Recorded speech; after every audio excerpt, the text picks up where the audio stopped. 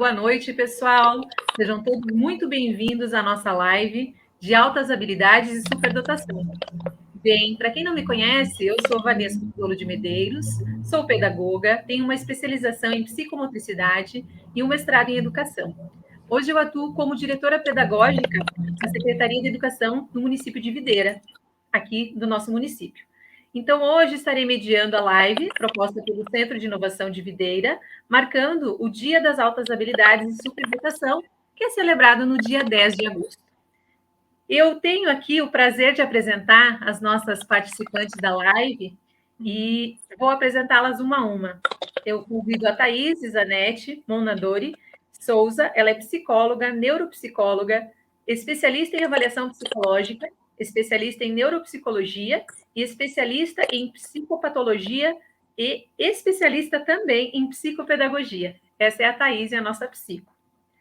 A Luíse Raquel Meloto, ela é pedagoga com especialização em psicopedagogia institucional e clínica. Hoje ela é responsável pelo Centro Municipal de Apoio Educacional Especializado Tiago Scopel. E também conosco hoje a doutora Fernanda Bonilla Colomé, neurologista pediatra, mestranda no ensino de ciências e da saúde. Bem-vindas, meninas. Teremos um encontro muito valoroso, com muitas trocas de experiências, e a gente vai dar início, então, à nossa live. Bem, o tema desta live não é mais tão novo assim e nem desconhecido, não é mesmo? Porém, existem ainda muitos tabus e muitas resistências diante dessas terminologias: superdotação, altas habilidades. Desta maneira, então, faz-se necessário aqui essa nossa reflexão, né, para uma melhor compreensão destas atividades. Caso surjam perguntas durante a nossa live, nós temos um pessoal de suporte aqui nos bastidores que estarão mencionando as devidas perguntas e aí a gente encaminha para as pessoas estarem respondendo. Vamos iniciar, então, doutora Fernanda? Vamos lá, então. Pode começar, vamos lá. Como, então, você traz para a gente essa definição, Fernanda, de altas habilidades e superdotação? Você consegue explanar para a gente como que você se deparou com esse tema, de que maneira você encontrou a superdotação e as altas habilidades dentro da neurologia? Bom, então, a minha história com a superdotação, ela é um pouco, talvez, diferente das meninas. Até seria legal que todas nós comentássemos um pouquinho como que a gente entrou nesse universo da superdotação. Eu não tinha aprendido e estudado a fundo esse tema durante a faculdade de medicina. Durante a residência de pediatria, eu também não recebi nenhum tipo de instrução, ou de aula, ou de palestra. Foi aí que, durante a neurologia infantil, que durante uma palestra, eu fui ao lançamento de um livro de uma mãe, que ela conta um pouco, né? Naquele livro, ela conta um pouco sobre a história do filho dela. Essa criança, que hoje é um adulto, ele foi expulso de 11 escolas. Provavelmente ele foi expulso de 5, e de algumas ele foi convidado a se retirar, de outras ele desistiu, não é?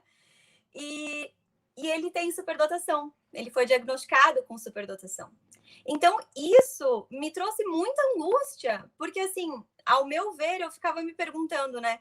Como que essa criança tão inteligente, parecia um contrassenso, como que essa criança tão inteligente tinha tanta dificuldade na escola? Então, foi aí que eu percebi, opa, talvez superdotação não seja o que eu penso. Talvez superdotação tenha tenha muito mais por trás de um QI elevado. E foi aí que eu comecei a estudar e compreender mais. Durante as minhas consultas do consultório também, que eu faço com muitas crianças pequenininhas, prematurinhos, eu acompanho muitas crianças, né, desde muito pequenas, eu me deparei com crianças que são muito adiantadas, que são prodígio. Eu tenho pequenininhos que desde muito cedo, com 2 anos e pouquinho, eles estão escrevendo, eles estão lendo, identificando números, identificando letras. Então, assim, no primeiro momento, eu pensava, será que essa mãe está vendo coisa demais? Será que essa mãe está pensando, nossa, meu filho é muito inteligente? E, de repente, uma mãe chegou no consultório e falou assim, nossa, meu filho é muito inteligente, ele já escreve com menos de 3 anos. A imagem tá legal aí? Porque aqui para mim tá travando um pouquinho. Tá tudo certo? Beleza. Então, assim, o que eu pensei, assim, né? Ele já escreve com menos de 3 anos. Eu pensei, ele deve fazer uma letra, um O, talvez. De repente, ele escreveu para mim, jacaré. E eu falei, tá, jacaré. E aí eu percebi, opa, tem mais coisa aí, né? Não é só uma criança extremamente inteligente. Todo mundo pensa que superdotação é sinônimo de genialidade. E bem pelo contrário, né? O termo gênio, ele define uma outra questão, que seria aquela pessoa que teve uma contribuição muito grande para a humanidade, teve alguma descoberta. Claro, os gênios também são superdotados, mas todo superdotado será um gênio? Não! Então, não são termos sinônimos, e isso é muito importante. E contrário ao que eu acreditava, e que eu acredito que muitas pessoas venham com essa concepção, muitas pessoas acreditam, e eu acreditava, que era baseado num teste e numa nota. Se essa criança tivesse um QI maior de 130, isso era ponto. Ela tinha superdotação, e isso era o que definia essa criança. Gente, mas quanto mais a gente estuda, quanto mais a gente conversa, quanto mais a gente conhece essas crianças, a gente vê que a altas habilidades é uma maneira de ser. É um jeito de perceber o mundo, de sentir o mundo, de raciocinar, de pensar, é uma velocidade de raciocínio. A gente fala muito, né, que existem 3 questões muito importantes na superdotação, que é a complexidade e a intensidade. Isso é muito interessante. Isso é uma coisa que as pessoas não pensam muito. Elas são pessoas... As crianças são, além de, claro, crianças com alta capacidade intelectual, são crianças extremamente criativas, né? São pessoas criativas e também que têm uma motivação, um comprometimento com a tarefa. Então, gente, isso vai muito além de um QI, muito além de um número. O que a gente vê por aí e o que chega para mim, e eu acredito que para vocês também, são crianças com dificuldade para dormir, crianças com somatização, com poliqueixosas. Eu tenho dor de cabeça, eu tenho dor na barriga, eu quero ir embora da escola porque eu não estou me sentindo muito bem. E crianças que se negam a fazer tarefas, crianças que falam, eu não gosto muito da escola, eu acho que não é para mim, eu não quero mais voltar lá. Então, assim, gente, enquanto a gente pensar, né, enquanto nós tivermos o conceito de que altas habilidades, superdotação é sinônimo de genialidade, a gente vai estar perdendo de conhecer essas crianças, de entender essas crianças, de compreender a complexidade desse mundo. Enquanto a gente vê essas crianças, a gente observar essas crianças apenas por um QI, por um número de QI, a gente vai estar simplificando um mundo que é maravilhoso, que é encantador, e que depois que você conhece, você fala, meu Deus, que maravilha, é impressionante, é genial, é impressionante. Eu costumo dizer que as minhas consultas, quanto mais divertida está a consulta, mais eu percebo que eu falo, opa, talvez seja altas habilidades. É bem por aí mesmo, né, doutora Fernanda?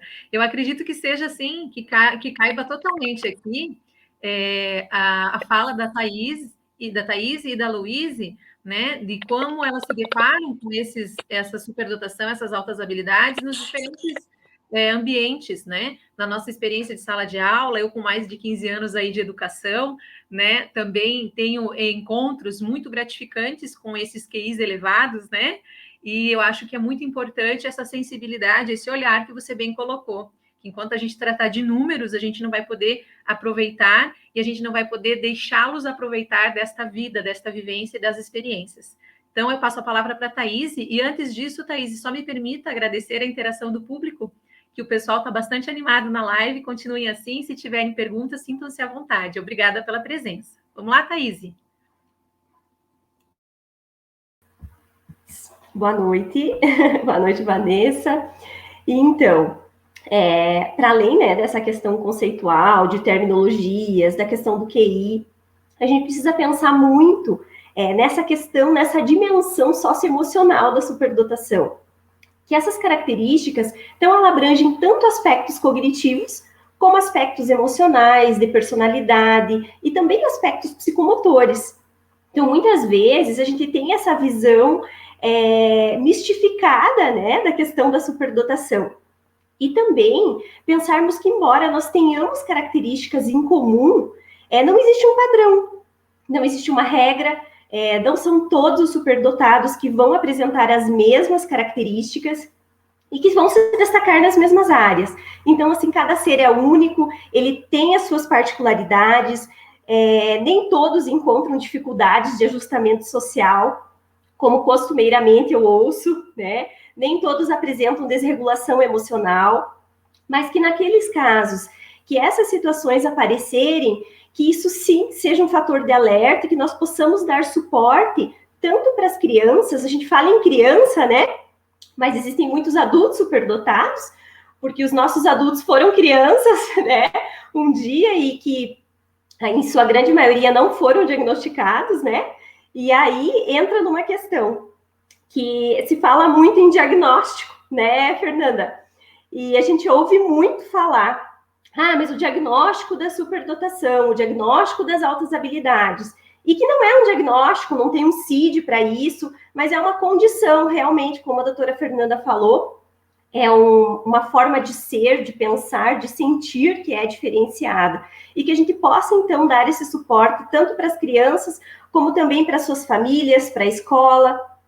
E, atualmente, a gente recebe na clínica um grande número de crianças que vêm, muitas vezes, por outras questões, problemas comportamentais, dificuldades de aprendizagem, crianças que já passaram por outras avaliações profissionais e que muitas vezes já vêm com diagnóstico de outras patologias, e sem esse olhar do todo, né? Muitas vezes de transtornos do neurodesenvolvimento, e é possível sim nós termos um diagnóstico associado à condição das altas habilidades, que é a dupla excepcionalidade que a gente chama.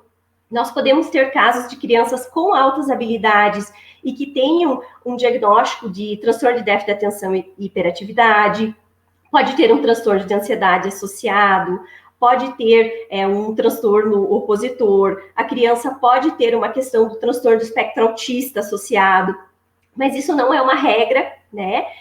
São muitas vezes algumas questões que a gente acaba observando na clínica no dia a dia. Por isso, essa crescente importância de nós discutirmos sobre altas habilidades, de termos cautela durante as avaliações. Joia, perfeita contribuição, Thaís. Luiz, e você? O que você tem a contribuir nessa perspectiva mais cotidiana, né? No dia a dia escolar, você que está aí no corpo a corpo com esses alunos, com essas famílias, de que maneira a gente pode ter uma indicação de altas habilidades? A Thaís já contribuiu, a doutora Fernanda também nos trouxe, né? Um olhar diferenciado, essa questão mais sensível. Quais são os sinais que podem nos levar a essa investigação? Contribua conosco, Luiz. Então, boa noite a todos, né? Estou muito feliz de estar aqui compartilhando esse momento com esses profissionais tão especiais também. Quero agradecer o convite ao pessoal do Centro de Inovação.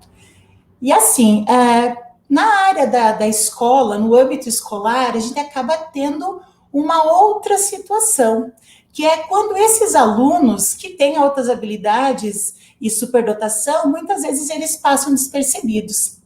Por quê? Porque quando esses alunos eles são assintomáticos, eles não têm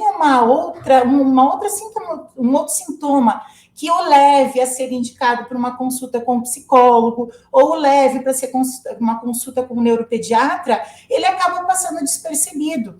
Por quê? Por conta do que a Fernanda bem coloca na fala dela, essa comparação com a genialidade, eu comparar o superdotado com o gênio, então será superdotado se ele for ótimo em tudo. Não, ele se destaca muito nessa área só, ele é muito bom nisso, mas isso ele não é. E aí eu descarto essa possibilidade. Não, esse aluno ele não incomoda, ele é mais quieto, ele é na dele, então ele passa toda a vida escolar dele, talvez tendo a mais para nos dar, e nós acabamos não percebendo, né? Então, essa temática que hoje está mais presente, e a gente acaba tendo um olhar mais sensível, né? Porque eu até quando eu estava fazendo minhas leituras, eu pensei nisso. A gente acaba se aprofundando num conteúdo quando ele passa a fazer mais parte do nosso dia a dia. Quando ele cai, né? Quando cai na nossa mão. E agora? Agora está aqui, eu tenho que fazer alguma coisa, né? Então, assim, eu vejo que na rede nós começamos a nos deparar com essa nova realidade. Para o Centro Thiago Scopel é uma novidade, porque o nosso público que nós recebemos diariamente são as queixas, são as dificuldades da aprendizagem, são os alunos com dificuldades comportamentais, de atenção. Então, é um público mais nesse sentido. Quando vem um aluno com esse outro viés, nós temos que fazer o quê? Nós temos que nos reinventar. E aí, buscar. Nós tínhamos conhecimento do que era, sim, como a Fernanda disse, mas muitas vezes esse conhecimento não era o suficiente. Eu preciso me aprofundar mais e olhar com outros olhos as diferentes possibilidades. Aonde eu posso ver uma criança com alta habilidade? O que é a alta habilidade? Hoje, eu acredito que nós vamos, assim, semear, colocar uma sementinha na cabecinha aí de quem está nos assistindo, dos professores, diretores, do pessoal que está nos vendo, dos pais, para que passem a observar os seus filhos dentro de casa também. Na escola, como que a gente passa a ver isso? Né? Como eu coloquei, então, às vezes passa despercebido. Por isso que esse olhar do pai e da mãe em casa, às vezes, também é importante. Chegar na escola, trocar uma ideia com o professor, olha, prof, eu tenho percebido, meu filho é tão bom nisso, né? Ele não se dá muito bem ali na língua portuguesa, mas ele tem um raciocínio que nem eu não consigo acompanhar, o raciocínio lógico-matemático. Será que dá para a gente investigar? Não, ótimo, vamos começar a observar. E é importante salientar, como a Thaís e a Fê colocaram, que não é uma característica, não são duas, é um conjunto de características que a gente precisa observar. Não é um processo que, de uma hora para outra, a gente já vai, altas habilidades, eu tenho um olho clínico, né? Tem que ter esse feeling, essa troca, eu me envolver com esta situação. Porque às vezes você vai olhar lá o aluno e vai dizer, não, mas não é. Só que é como a gente sempre diz, nenhuma síndrome, né, Fernanda, tem cara, não tem cara de superdotado, não tem cara de autismo, não existe cara para nada, né? Então, assim, a gente tem que avaliar, não é olhando para a pessoa, né? A gente até, numa pesquisa, não é aquele pessoa que usa óculos, que é o nerd da sala, que vai ser talvez superdotado. Então, tem que buscar todas essas outras questões. E na escola, esse vai se passar a ser o olhar do professor. O professor que está lá no dia a dia na sala de aula é o principal sujeito para ter esse olho e ficar de olho, então, focar não só mais nas dificuldades, mas daqui para frente vamos olhar também aqueles que se sobressaem. Opa, olha esse daqui. E a partir disso fazer uma investigação. A gente está num estudo muito legal aqui no município, né? Nós temos uma equipe que está estudando sobre isso, então, em breve a gente também vai estar com mais contato com os professores para buscar esse diagnóstico nas salas de aula, para estar fazendo esse reconhecimento desses indivíduos lá dentro da sala. Então, observar, ele é criativo, ele utiliza umas ideias que, meu Deus, de onde você tirou essa ideia?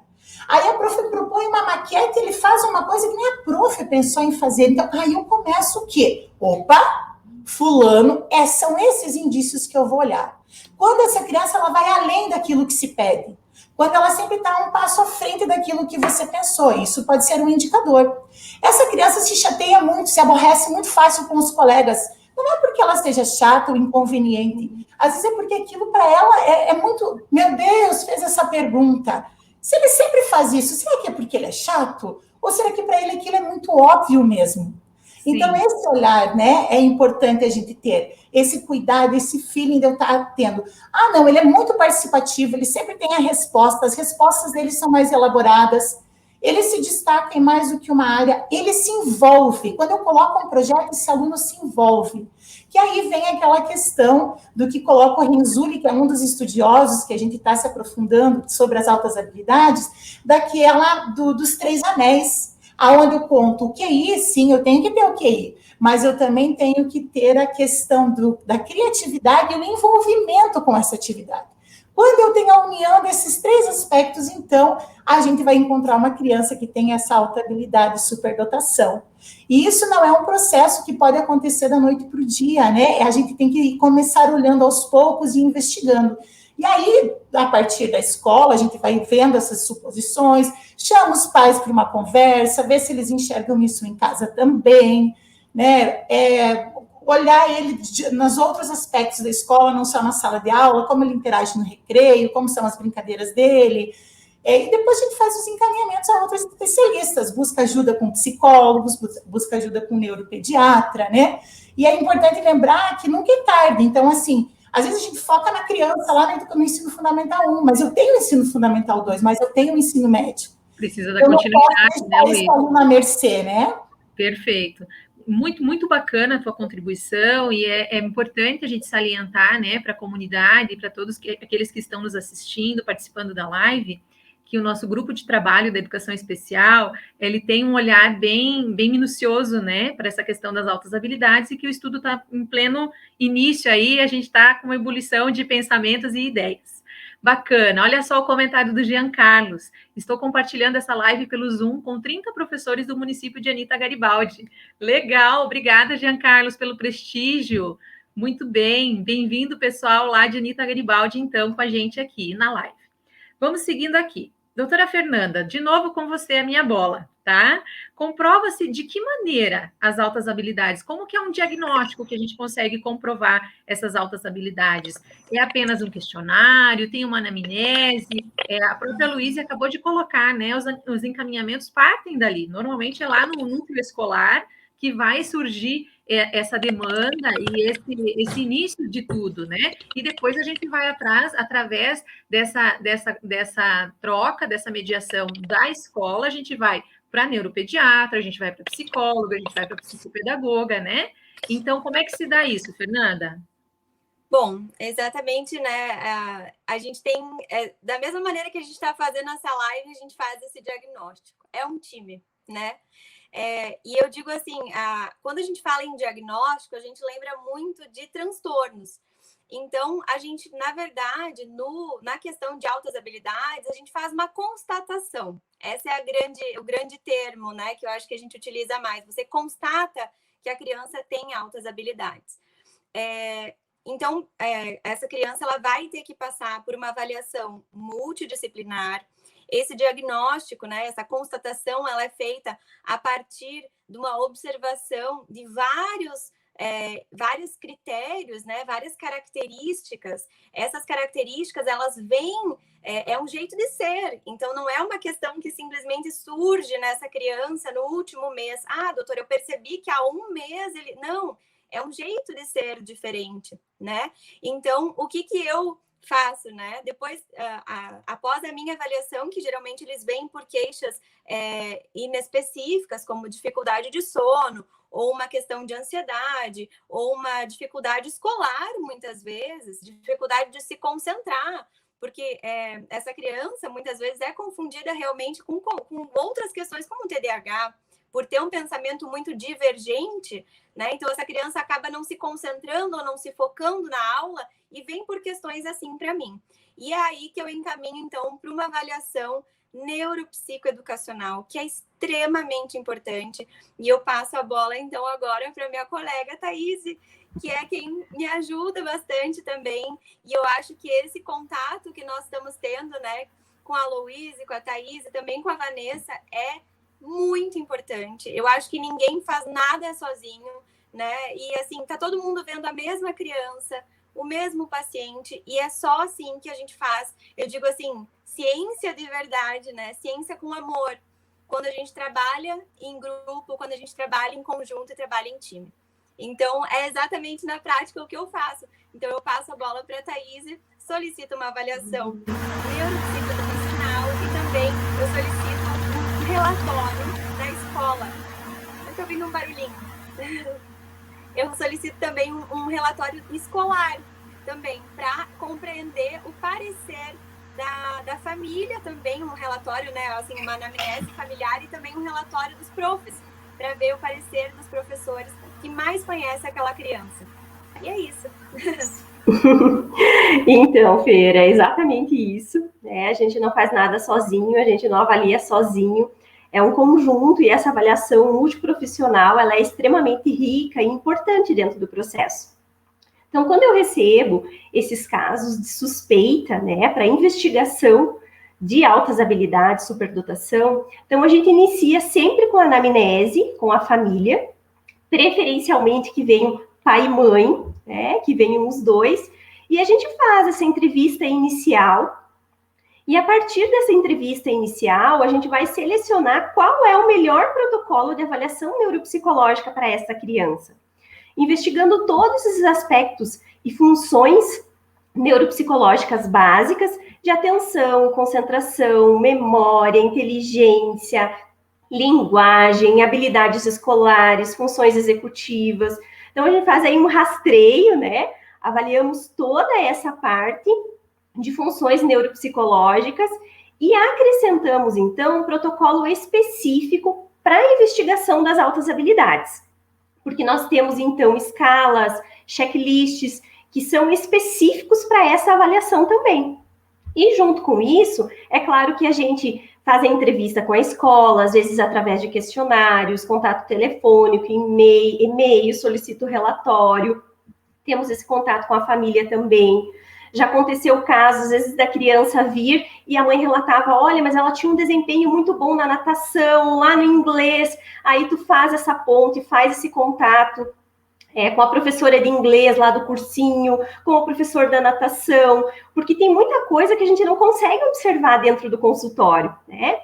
Como que eu vou avaliar uma habilidade no esporte aqui dentro do meu consultório, né? Então, a gente precisa desse elo com os outros profissionais que acompanham a criança também, para que a gente seja mais assertivo nesse processo de identificação. E aí avaliamos também aspectos emocionais, comportamentais, temos características comportamentais nas altas habilidades, que a gente vai falar mais para frente. Então, quanto mais informações a gente tiver, quanto maior for e mais fortalecida for essa nossa rede de apoio, mais assertivo e vai ser, né, aí o resultado da avaliação. E depois que nós temos esse resultado, aí então nós conseguimos adequar condutas, intervir de uma forma também mais funcional, fazer os encaminhamentos necessários. E aí, depois da minha avaliação, vai para o retorno novamente com a doutora Fernanda, né? Para que a gente, então, formalize essa questão e para que juntos a gente faça todos os encaminhamentos e dê todo o suporte necessário. Joia, Thaís, joia. O pessoal está aqui parabenizando você, o pessoal de Fraiburgo, temos pessoal de Governador Celso Ramos, a gente tem gente de todo lado aqui apreciando nossa live, pessoal. Olha quanta responsabilidade, hein? É um assunto super pertinente, né? A gente vê aqui algumas perguntas e algumas falas, algumas contribuições, como vencer os tabus que existem acerca da temática de altas habilidades é um grande desafio, é uma parceria entre a família e a escola, que precisam estar bem alinhados para que a criança seja mais estimulada e não negligenciada. Essa é uma contribuição lá do Paraná, lá de Curitiba, o pessoal também nos prestigiando lá em Curitiba, bacana. Obrigado, Sheila. Temos uma pergunta aqui, eu vou passar a pergunta para a Luíse, que ainda não contribuiu nessa fala, e depois, se a Fernanda e a Thaís tiverem mais alguma contribuição para responder, fiquem bem à vontade. Foi o Guilherme. Deve ser tratado de uma maneira diferente a criança com altas habilidades ou estimular? Como estimular essas altas habilidades sem neutralizar a criança como tal habilidade? Então, como é que você contribui aí, Luíse? Então, o que a gente costuma dizer é que crianças, sejam elas, qualquer tipo de criança que for de inclusão, ela não pode ser tratada de uma forma diferente, né? Então, a gente tem que ter um olhar diferenciado. Ter um olhar diferenciado não é tratar diferente. É eu buscar atender a necessidade daquele aluno dentro daquilo que ele precisa. Então, o aluno com altas habilidades, aí vem um pouco de encontro com a minha fala de agora, que era depois dessa questão da avaliação, ele tem esse olhar diferenciado, sim, dentro da escola. Ele é um aluno que entra como público da educação especial. Isso está disposto na legislação, né? Nós temos isso lá na LDB, que já dispõe. Temos legislações específicas também que tratam sobre as altas habilidades. Então, esse aluno, ele é público da sala do AE, vamos dizer assim. E lá na sala do AE, ele passa por, então, essa estimulação. Para que essa estimulação? É uma estimulação na área que ele vai ter uma maior afinidade, né? A gente diz assim, naquela área de preferência que ele tem, muitas vezes é na parte da arte, alguns são acadêmicos, outros são mais criativos, outros vão ser o desenho, outros a dança. Então, cabe ao professor, lá na sala do AE, ele vai ter esse olhar, né? Quando ele já vem com, às vezes, esse pré-diagnóstico, o aluno já foi no neuro, o aluno já foi na psicóloga, já está, assim, um diagnóstico quase que fechado. Então, vamos começar a trabalhar, vamos começar a procurar o terceiro elo aí, que é o da criatividade, e qual que é a área de interesse dele. Então, essa área de interesse vai ser procurada lá na sala do AE. E aí, Guilherme, que entra essa parte do estimular. Muito bem, a minha área de interesse é descobrir esse aluno, a área de interesse é matemática. E agora eu vou buscar uma parceria, porque eu preciso ir além com ele. Não é eu incrementar o currículo escolar lá da sala de aula. Não é isso que ele precisa ir além disso. Ele precisa, talvez, pensar num projeto onde ele consiga viajar em todas essas ideias que ele tem e colocar em prática. E talvez isso vai surtir alguma coisa futuramente que a sociedade vai poder estar utilizando. Então, é nesse aspecto que se procura a área do interesse do aluno para depois estar estimulando. Como que esse aluno é tratado na sala de aula? Então, em alguns casos, quando é passado por avaliação psicológica, aí é feita a questão do QI, é avaliada a questão emocional e a maturidade dessa criança, se convém essa criança fazer uma progressão, se convém ela avançar de turma, né? Porque não é a questão aí, tá com o QI elevado, vamos fazer a progressão da criança para a próxima série. Eu preciso avaliar se ela está emocionalmente pronta para isso. Eu preciso avaliar se ela vai se sentir bem e dar conta das outras áreas que talvez ela tenha uma lacuna se ela progredir de ano. Se isso não pode acontecer mais tarde, se é esse o exato momento. Então, lá na sala de aula, o professor pode estar trabalhando com essa criança o currículo normal, os conteúdos da sala de aula, e ele pode, às vezes, propor desafios para essa criança. Levar uma atividade extra, está incentivando, está colocando uma coisa a mais, desafiando. Né? O aluno com altas habilidades, a palavra desafio para ele gosta de ser desafiado, ele gosta de pensar no além. Então, essa criança, ela tem que ser muito bem aproveitada, esse adolescente, ele pode ser aproveitado dentro da sala de aula para enriquecer as aulas também do professor, né? Então, essa parte dessa estimulação para que ele não fique, vamos dizer assim, retraído, que não seja apagada essa parte de que ele tem mais estímulo, ela é trabalhada, ela deve ser trabalhada. Existem, inclusive, as salas de atendimento educacional especializado exclusiva para altas habilidades. Ah, Luiz, e aqui no município vocês têm? Nós ainda não temos, né, Vanessa? Mas logo nós teremos, né? Vamos abrir, com certeza, os nossos estudos, as nossas buscas estão indo rumo a isso. Então, esse é um projeto que a gente tem no nosso grupo de trabalho do GT da Educação Especial, e eu acho que, assim, a gente está com um olhar bem importante para essa questão, para atender esse público, essa nova demanda que está vindo. Então, só que todo e qualquer processo, ele demanda de um tempo, de uma parte que é de documentação, de legislação, de legalizar algumas questões, mas nós temos, sim, o objetivo de estar criando essa nova sala, que é uma sala específica para atender esses alunos. Perfeito. Nessas salas, os alunos, depois, eles são encaminhados para essas parcerias. Um aluno que se dá muito bem no esporte, vamos procurar uma parceria com o esporte. Ah, ele gosta de robótica, vamos procurar lá na universidade para ele uma parceria. Para que todo esse potencial dele aflore ainda mais e seja bem aproveitado. Expectativas foram lançadas, hein, Luiz? Com certeza. Já estão no nosso planejamento, como a gente já citou, e também, como alguns comentários foram colocados ali, a gente também pensa muito na formação, né, desses profissionais que estarão atendendo essas demandas. Então, por isso, talvez não seja um processo tão instantâneo, né? Essa morosidade se dá porque é todo um preparo, a gente não pode colocar pessoas despreparadas, né, para estar atendendo estas demandas. Haja visto os comentários da doutora Fernanda, da nossa psico Thaís, e aí? Né? Olha só o comentário da Mônica, assunto super pertinente e atual. Em geral, as escolas, nós professores não estamos preparados para trabalhar com os alunos com altas habilidades. Muito importante a avaliação de profissionais capacitados. Orgulhos de termos a Thaís na Rede Municipal de Fraiburgo. Bacana, Thaís, muito bacana essa homenagem, né? Esse pertencimento, é bem legal. Então, pessoal, e com o advento da tecnologia, a gente se aproximou muito das informações. E dessa forma a gente, assim, cresceu, parece até que explodiu esse número, né, de superdotados nesses últimos anos. Então, assim, doutora Fernanda, sempre houve esse número, isso aumentou, o nosso acesso a essas informações aumentaram. O que é mais comum? E está mais comum esse diagnóstico dessa superdotação, das altas habilidades? Ou é só porque está mais claro para a gente, né? A gente tem mais acesso, então por isso a gente tem a noção de que os números aumentaram. Provavelmente o que está acontecendo é realmente o que você comentou, Vanessa.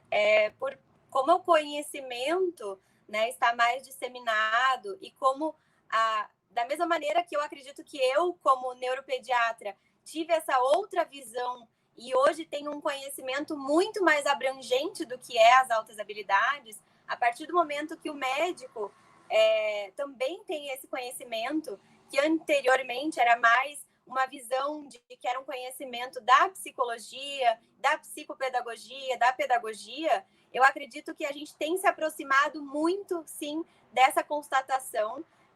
Os números podem estar parecendo estar aumentando, mas eu acredito que, na verdade, eram valores que estavam subestimados e eram crianças e pessoas, adultos, que muitas vezes estavam em outros números que eram preocupantes. Na verdade, eles podiam não estar na prevalência de pessoas superdotadas, mas estavam lá nas pessoas que tinham evadido da escola.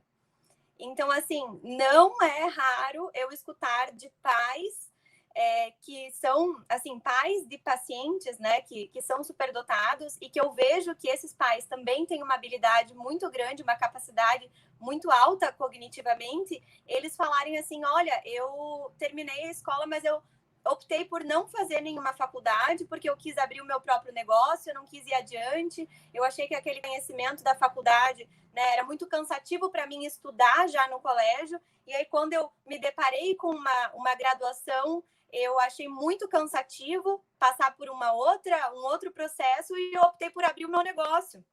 Entendeu? Então, assim, você vê que esse sofrimento no passado já existiu também naquele pai. Aquele pai já passou por um processo muito difícil, de que ele quis sair da escola por não também ter sido compreendido. Então, eu creio muito que os valores os valores estavam subestimados, e graças, né, a momentos como esse, de disseminação de conhecimento, né, de compartilhar ideias e experiências, eu acredito que os diagnósticos surgem, né, que as suspeitas são criadas, né, ou são levantadas, aquela pulguinha atrás da orelha da mãe fala, opa, talvez meu filho se encaixe nisso.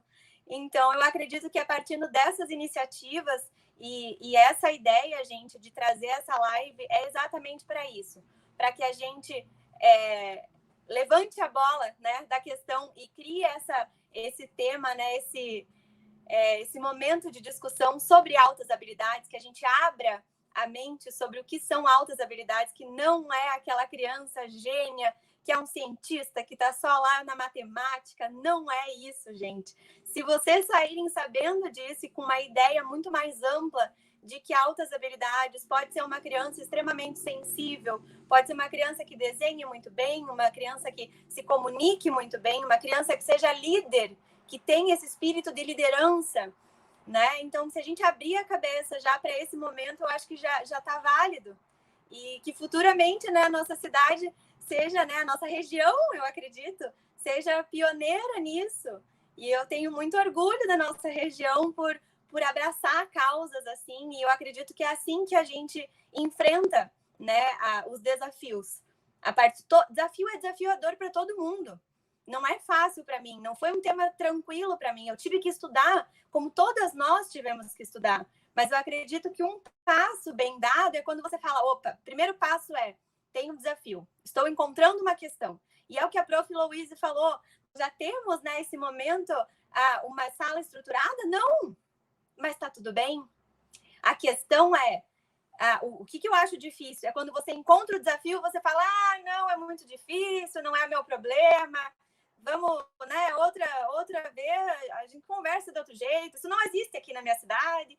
Não, gente, a gente está percebendo, a gente está reconhecendo, a gente está entendendo cada vez mais, e eu acho muito legal, eu fico muito orgulhosa da nossa região por estar abraçando isso e falar, opa, tem um desafio, a gente vai, né, abraçar essa questão, a gente vai atrás disso, de melhorar, e olha, é só orgulho, só felicidade, de verdade. Acho que é o primeiro passo. Muito orgulhosa de todas nós. Bacana, bacana. É o comentário que a Letícia faz aqui para gente. Muito bom ver esse novo caminhar, com uma disponibilidade em aprender, acolher e fazer a diferença. Resume a tua fala, né, Fernanda? É bem isso mesmo, é um novo caminhar.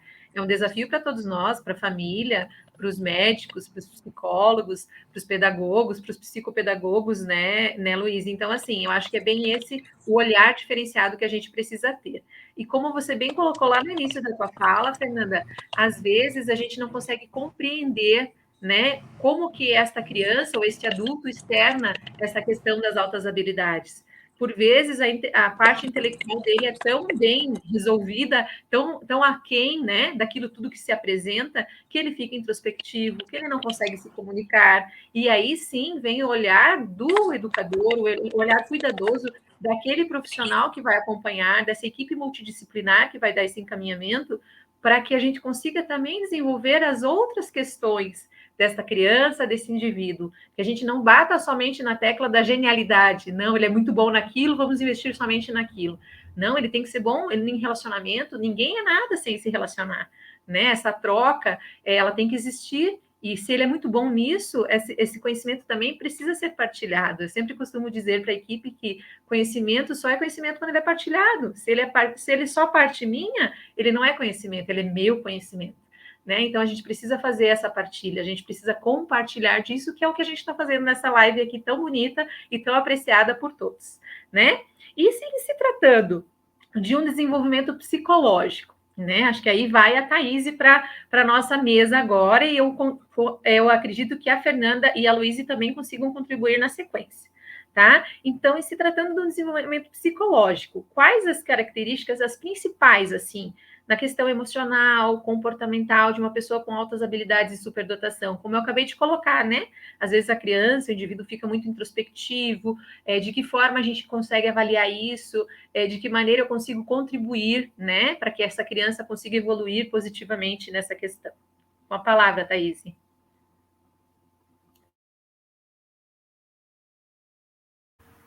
Estava com o microfone desligado.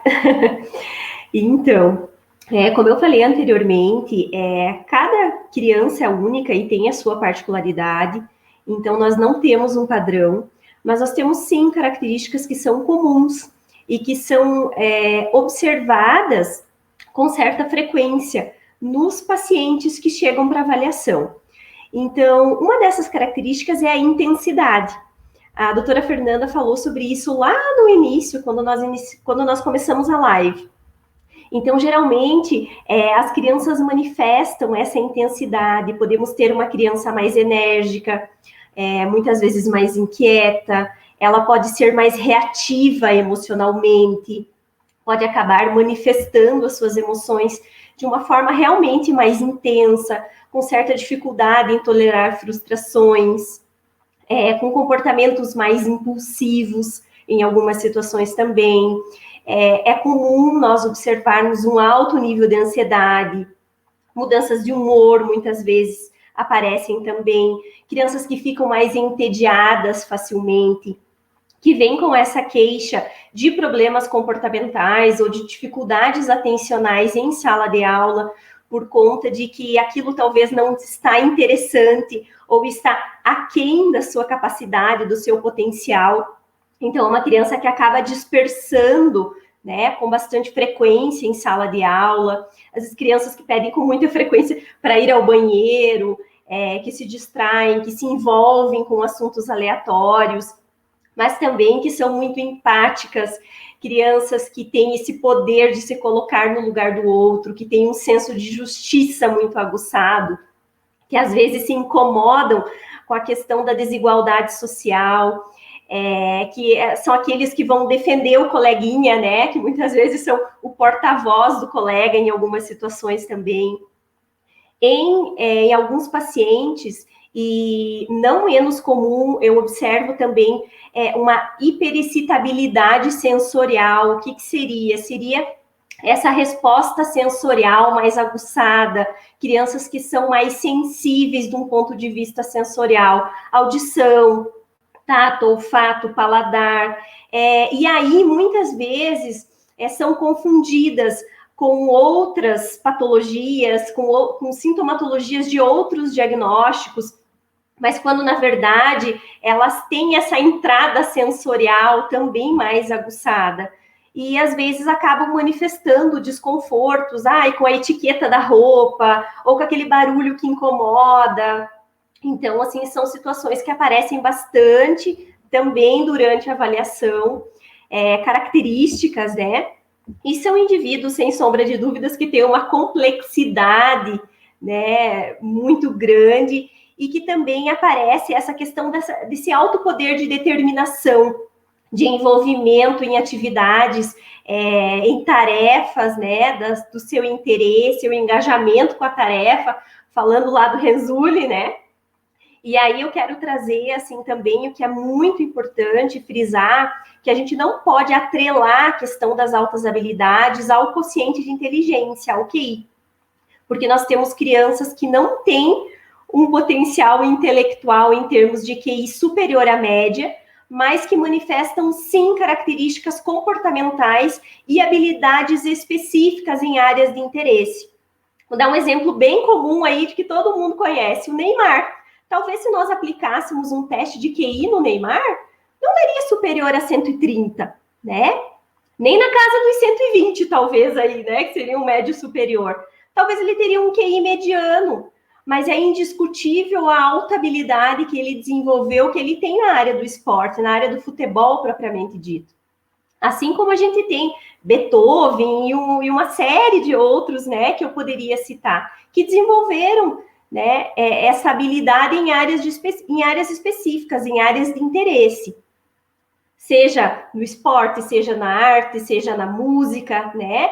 E assim, o próprio MEC já traz essa questão, o Ministério da Educação, que essas características, elas podem aparecer juntas ou isoladas. Então, eu posso sim ter uma criança, um adulto, que tenha um alto potencial intelectual, que tenha um QI superior à média e que ele apresente, junto com isso, uma habilidade em alguma área específica. Mas pode ser que isso apareça de forma isolada, que o QI seja sim dentro da média e que a alta habilidade apareça numa área específica, e por isso a importância da avaliação, importância desse olhar diferenciado e da gente olhar o paciente, a criança que vem aqui como um todo, né? E não de forma fragmentada. Perfeita contribuição, Thaís. Luíse, alguma coisa a acrescentar depois desse comentário tão minucioso da Thaís, né? Mas sempre temos algo a contribuir, principalmente você que está bem no dia a dia da realidade de sala de aula, né? Sim, eu acho que o comentário da Thaís foi muito rico, né? Ela traz toda essa questão que é exatamente o que a gente observa das crianças lá na escola, né?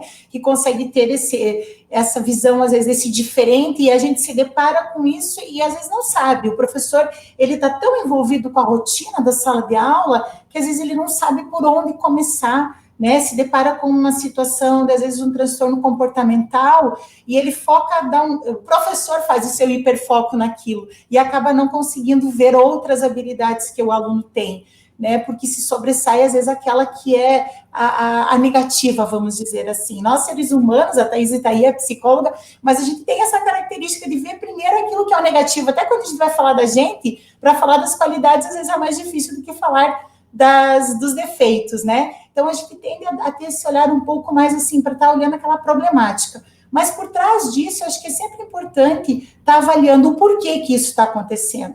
Se não é uma situação esporádica, porque a gente sabe que, às vezes, as crianças, elas estão mesmo por situações, estão um pouco mais agitadas e tal, mas se isso não é uma questão esporádica, se isso acontece, tem acontecido mais cotidianamente, né? Todo dia é na mesma situação, quem sempre tem o mesmo motivo porque a criança age daquela forma, né? Que a gente diz, agora me faltou a palavra, que é o motivo que faz com que ela exploda, que ela tenha aquela reação, né? Então, isso daí a gente tem que ter esse olhar e parar para pensar o porquê que está acontecendo isso, né? Ter esse carinho. Eu sempre digo, né, enquanto professora, fui alfabetizadora há muito tempo, e aí fui pesquisar sobre educação especial porque me deparei na minha sala de aula com alunos que eu precisava ajudar nesse processo de alfabetização, e eu não sabia como lidar. Então, acho que muitos professores vivenciam essa mesma situação que eu vivenciei, e por isso que eu fui buscar e acabei me apaixonando pela educação especial. E a trabalhar com a educação especial, eu sempre digo, você ter que se entregar, e você sair de dentro da caixinha. Você não consegue trabalhar com um aluno de educação especial, seja ele superdotado, seja ele com deficiência intelectual, se você não sair da caixa. Porque você tem que ver além, você tem que buscar potencialidade, porque a fragilidade já está evidente. Então, mas diante de toda essa fragilidade, qual é o potencial? E é aí que nós temos que trabalhar. E como aluno superdotado não vai ser diferente, porque a Thaís colocou, e a Fernanda também, ele pode sim, ele não quer dizer que ele vai ser 10 em tudo. Ah, não, mas agora esse aluno, ele teve a progressão de turma, a partir de agora ele tem que ser o melhor da turma, porque ele... Não, ele pode sim ter uma nota um pouco mais baixa, ele pode ter disciplinas que ele vai melhor, outras... Ele, antes de ser um aluno superdotado, ele é um ser humano, como todos nós. Então, a gente tem que ter esse olhar, eu acho que é um olhar humano, né? E, assim, estar disposto de como pode ajudar. Nós, enquanto aqui no centro, né, eu quero agradecer, porque sei que minhas colegas estão me assistindo, e hoje eu estou aqui representando elas também, então um beijo para a Tati e para a Márcia, todo o meu carinho, né? Eu hoje estou, assim, desamparada delas aqui, mas a gente tem muito esse olhar humano. E quando a gente recebe, às vezes, um laudo que vem da Thaís ou da Fernanda, a gente senta, a gente investiga e a gente procura entender como que a gente pode ajudar, né? Então, acho que a educação especial é isso, é essa entrega. E não tem que ser só nas deficiências, mas também agora nessa questão das altas habilidades. É buscar fazer o seu melhor. Para essas questões, como a Vanessa falava das questões psicológicas, elas podem ser amenizadas, né? Porque às vezes eu preciso do quê? Eu preciso do acolhimento. Então, se essa criança se sente acolhida, a tendência é que toda essa questão, ela diz, opa, alguém está me olhando e está vendo que eu estou fazendo isso, mas vai além da minha vontade, vai além daquilo do que eu consigo me controlar, né? Às vezes a gente diz até para os pais, que os pais dizem, eu não posso mais com a vida dele, ele não sossega, e a gente diz, calma, pai, às vezes isso vai além dele. O corpo dele quer parar, mas ele não consegue, né? Então, é nesse sentido que eu penso que toda essa questão psicológica está envolvida, assim, não depende só do tratamento da psicóloga. Nós, professores, nós, psicopedagogos, nós que trabalhamos com a educação especial, também temos que ser um pouco, né, pacientes, compreensivos e humanos, ter esse olhar psicológico, vamos dizer assim, e ter essa coisa essa questão do acolhimento, né?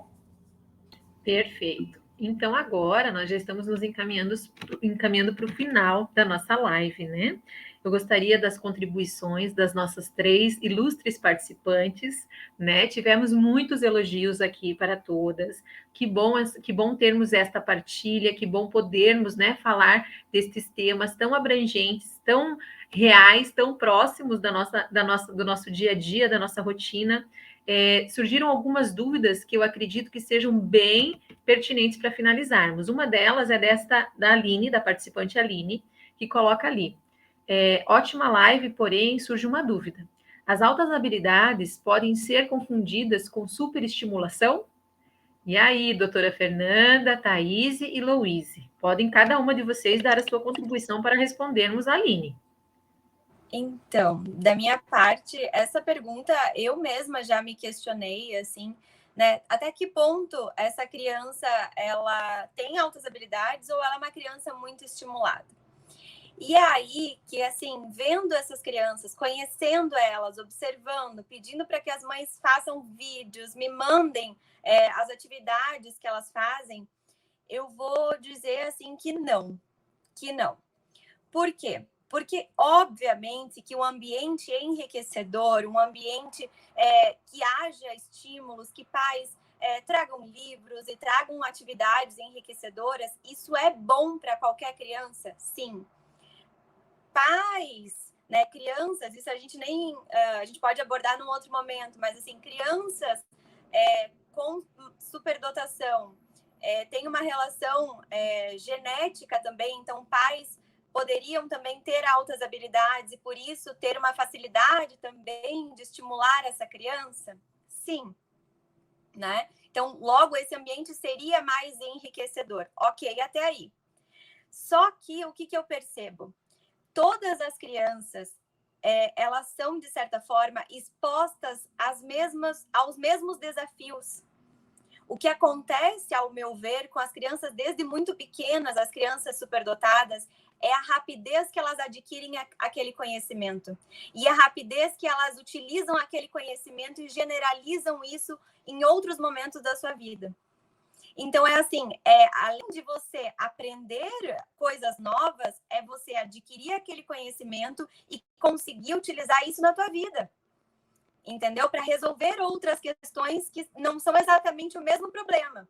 E isso eu vejo em coisas muito básicas, assim, que eu vejo os meus pequenininhos que as mães mandam mensagens, né? Habilidades de coordenação motora. Então, todos eles são expostos a muitas coisas.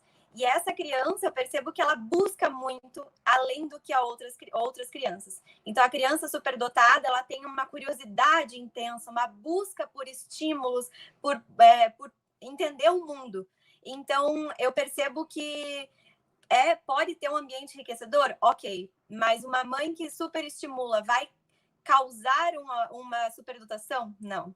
Não é assim que funciona. Então, é um jeitinho diferente mesmo de perceber e compreender o mundo. Isso. Então, complementando, é exatamente isso.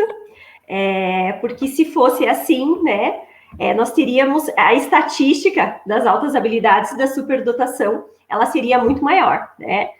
Seria muito maior aí do que os 3,5% a 5% que a Organização Mundial da Saúde traz para a gente. Então, a gente vê que o estímulo é fundamental. O próprio ambiente da educação infantil, ele é um ambiente muito estimulador. Porém, a criança com altas habilidades, a gente percebe que ela é uma criança que ela destoa dos demais. Que por mais que ela receba a mesma quantidade, a mesma qualidade de estímulos, ela vai ter um desenvolvimento superior à média, ela vai se desenvolver aquém. Então, num primeiro momento, é natural que surja essa dúvida para nós, como profissionais, também, muitas vezes, quando os pais vêm, né, com esta demanda, a gente sempre se questiona, né? Até que ponto que realmente é isso, ou até que ponto que talvez os pais estão hiperestimulando.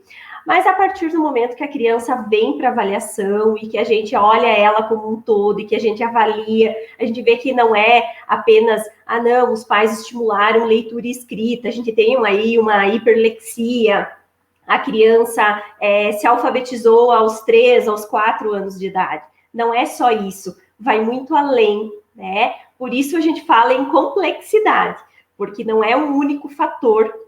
A gente vê que todo o padrão de funcionamento desta criança é diferenciado. Complementando também na área da educação, que a gente pode ver isso, eu acho que esses estímulos, né?